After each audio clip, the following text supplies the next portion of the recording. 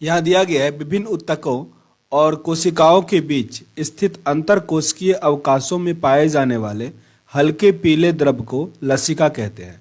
हल्के पीले द्रव को लसिका कहते हैं। ऊपर पढ़ रहे हैं कि पीत का कलर कैसा था? पीला हरा। पीला हरा। लसिका एक प्रकार का द्रव्य है जिसकी रचना लगभग रक्त प्लाज्मा जैसा ही होता है। इसमें पौष्टिक पदार्थ, ऑक्सीजन तथा कई अन्य पदार्थ मौजूद होते हैं। लसिका में क्या होता है? ऑक्सीजन और कई अन्य पौष्टिक पदार्थ उसमें होते हैं।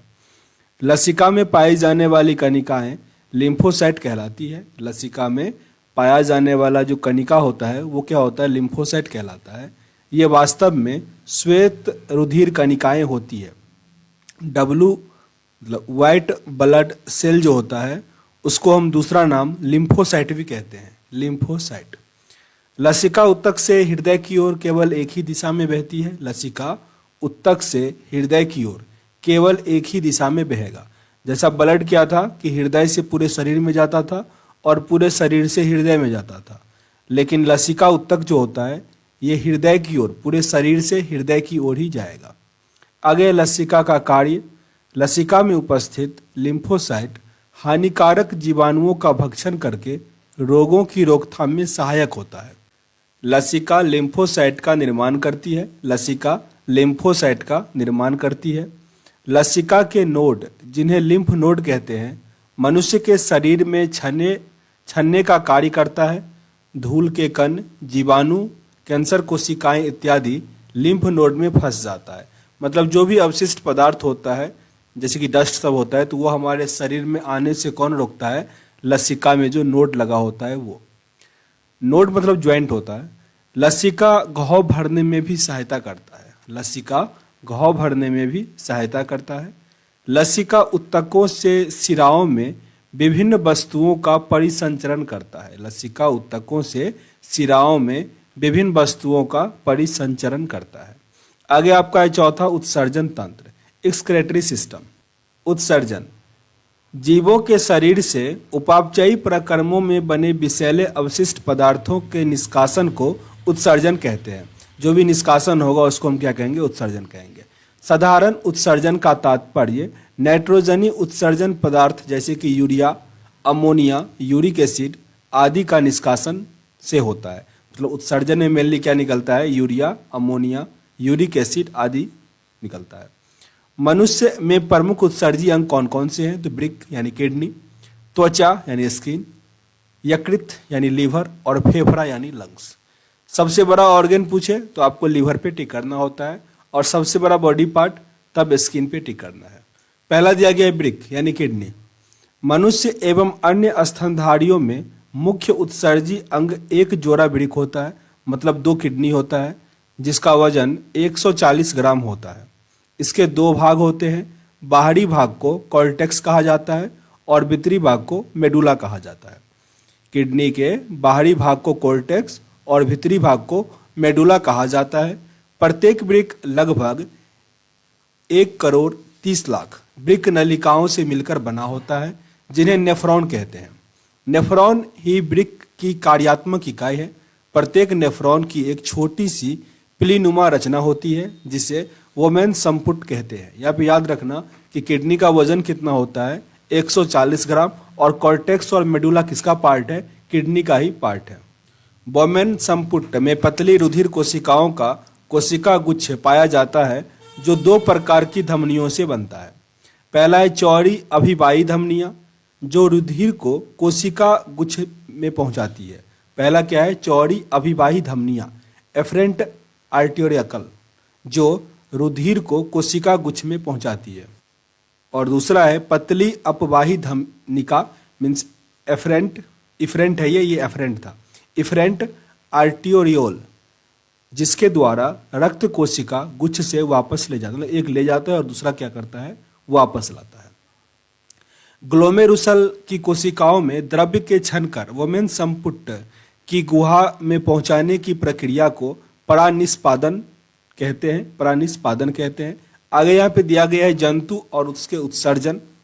तो एक कोशिकीय जंतु का विसर्जन के द्वारा, एक कोशिकीय जंतु का विसरण के द्वारा पोडीफेरा संघ का जंतु विशिष्ट नलिका तंत्र के द्वारा, सिलेंट्रेट्स सीधे कोशिकाओं के द्वारा, सिलेंट्रेट्स सीधे कोशिकाओं के द्वारा, चपटी कृमि ज्वाला कोशिकाओं के द्वारा, एनेलिडा संघ का जंतु वृक्क के द्वारा, ऑर्थोपोडस मेल्फिडियम नलिकाओं के द्वारा, मोलास्का मूत्र अंग के द्वारा, कोसेरुकी मुख्यतः वृक्क के द्वारा।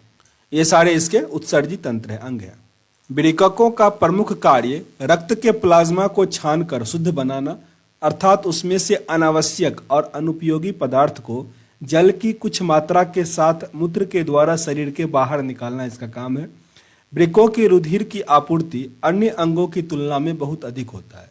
वृक्क की रुधिर की आपूर्ति अन्य अंगों की तुलना में बहुत अधिक होता है। वृक्क में प्रति मिनट औसतन 125 मिलीलीटर अर्थात दिन में 180 लीटर रक्त यहाँ पे फिल्ट्रेट होता है, निष्पादन होता है, जिसमें 1.45 लीटर मूत्र रोजाना बनता है। बाकी निष्पंदन वापस रक्त में अवशोषित हो जाता है। याद रखिएगा 125 मिलीलीटर प्रति औसतन मिनट होता है, 180 लीटर एक दिन में फिल्टर होता है, मतलब हार्ट से, सॉरी किडनी से।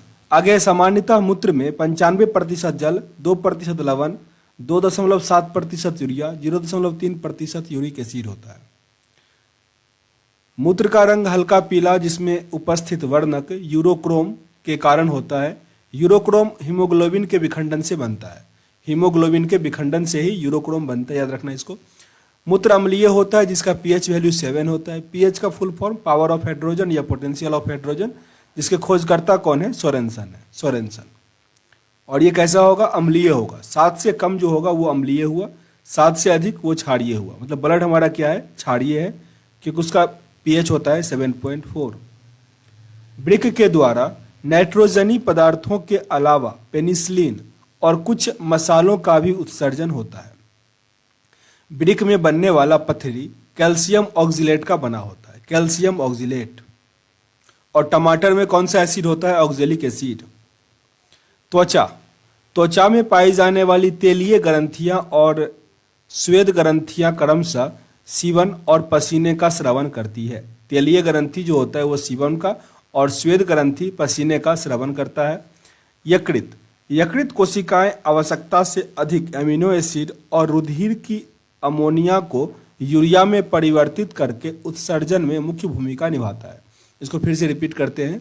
यकृत कोशिकाएं आवश्यकता से अधिक एमिनो एसिड और रुधिर की अमोनिया को यूरिया में परिवर्तित करके उत्सर्जन में मुख्य भूमिका निभाता है। चौथा है फेफड़ा।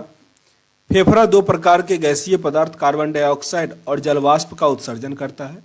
कुछ पदार्थ जैसे लहसुन, प्याज और कुछ मसाले जिनमें वाष्पशील घटक होते हैं का उत्सर्जन फेफड़े के द्वारा ही होता है। अब आगे आपका 5वां जो है वो है तंत्रिका तंत्र, नर्वस सिस्टम। काफी इंपॉर्टेंट है। इसके अंतर्गत सारे शरीर में महीन धागे के समान तंत्रिकाएं फैली रहती है। ये वातावरणीय परिवर्तनों की सूचनाएं संवेदी अंगों से प्राप्त करता है। विद्युत आवेगों के रूप में इनका द्रुत गति से प्रसारण करता है और शरीर के विभिन्न भागों के बीच क्रियात्मक समन्वय स्थापित करता है। याद रखिएगा यहाँ पे विद्युत आवेग होता है, ठीक ना। आपको ऑप्शन में चुंबकीय आवेग दे देगा, ऐसे देगा, तो विद्युत आवेग पे टिक करना होता है। मनुष्य का तंत्रिका तंत्र 3 भागों में विभक्त होता है। पहला है केंद्रीय तंत्रिका तंत्र, सेंट्रल नर्वस सिस्टम। फिर आता है परिधीय तंत्रिका तंत्र, पेरिफेरल नर्वस सिस्टम। और आगे आता है स्वायत्तता या स्वाधीन तंत्रिका तंत्र, ऑटोनोमिक नर्वस सिस्टम। ओके, तो पहला इसमें है केंद्रीय तंत्रिका तंत्र। तंत्रिका तंत्र का वह भाग जो संपूर्ण शरीर व स्वयं तंत्रिका तंत्र पर नियंत्रित रखता है केंद्रीय तंत्रिका तंत्र कहलाता है। मनुष्य का केंद्रीय तंत्रिका तंत्र 2 भागों से मिलकर बना होता है। पहला तो है मस्तिष्क और दूसरा है मेरी रज्जु, मीन्स स्पाइनल कोर्ड। और पहला क्या था? ब्रेन, और दूसरा स्पाइनल कोर्ड। आगे हमारा मस्तिष्क। मनुष्य का मस्तिष्क अस्थियों के खोल क्रेनियम में बंद रहता है, जो इसे बाहरी आघातों से बचाता है। किससे बंद रहता है? ऊपर का पार्ट जो कठोर रहता है वो होता है क्रेनियम का, क्रेनियम। मनुष्य के मस्तिष्क का वजन 1400 ग्राम होता है, मतलब 1.5 किलो कह सकते हो, 1400 ग्राम। सेरिब्रम सबसे मतलब ब्रेन को 3 पार्ट में बांटा जाता है, एक होता है सेरिब्रम, थैलेमस और हाइपोथैलेमस। तो सबसे आगे वाला मस्तिष्क होता है सेरेब्रम। सेरेब्रम का कार्य क्या है? तो यह मस्तिष्क का सबसे विकसित भाग है, सबसे विकसित और सबसे बड़ा भी यही है, सेरेब्रम। यह बुद्धिमत्ता, स्मृति, इच्छा शक्ति, ऐच्छिक गतियों, ज्ञानवाणी व चिंतन का केंद्र होता है। ज्ञानेंद्रियों से प्राप्त प्रेरणाओं का इसमें विश्लेषण एवं समन्वयन होता है, सेरिब्रम में ये होता है। आगे थैलेमस, यह दर्द, ठंडा गर्म को पहचानने में कार्य करता है, मतलब हमारा ये फील जो करते हैं ना, ठंडा गर्म दर्द अच्छा, ये सब होता है थैलेमस। आगे हाइपोथैलेमस, याद रखना ये बाहरी चीज को बताता है, ठीक है ना, अंदर आपको भूख लग गया, ये कौन बताएगा? ये बताएगा हाइपोथैलेमस। यह अंतःस्रावी ग्रंथियों में स्रावित होने वाले हार्मोन का नियंत्रण करता है। पोस्टीरियर पिट्यूटरी ग्रंथि से स्रावित होने वाले हार्मोन इससे स्रावित होते हैं। यहाँ पे देखो पिट्यूटरी ग्लैंड जो होता है, इसको प्रधान ग्रंथि भी कहा जाता है पिट्यूटरी ग्लैंड को, ये मस्तिष्क में ही पाया जाता है। पिट्यूटरी ग्लैंड कहाँ पाया जाता है? मस्तिष्क में होता है, और इससे डायरेक्ट कनेक्शन होता है हाइपोथैलेमस का। यह भूख, प्यास, ताप नियंत्रण, प्यार, घृणा आदि का केंद्र होता है। रक्तदाब यानी ब्लड प्रेशर, जल के उपापचय, पसीना, गुस्सा, खुशी आदि को ये नियंत्रित करता है। शरीर के टेम्परेचर को भी ये कंट्रोल करता है। यहाँ पे लिखा भी गया है ताप नियंत्रण। ऊपर हम लोगों ने और क्या सब पढ़ा है कि ब्लड जो होता है वो भी हमारे शरीर को टेम्परेचर को मेंटेन करता है, ओके। और यहाँ पे हाइपोथैलेमस भी, तो जो आपके ऑप्शन में है उस पर टिक करना। अगर यह मस्तिष्क का एक पाई चार्ट दिया गया, मतलब ब्रेन यहाँ पे है, इसका 3 पार्ट में डिवाइड किया गया। पहला होता है अग्र मस्तिष्क, मध्य मस्तिष्क और पश्चिम मस्तिष्क। पश्चिम मतलब पीछे वाला, ठीक ना।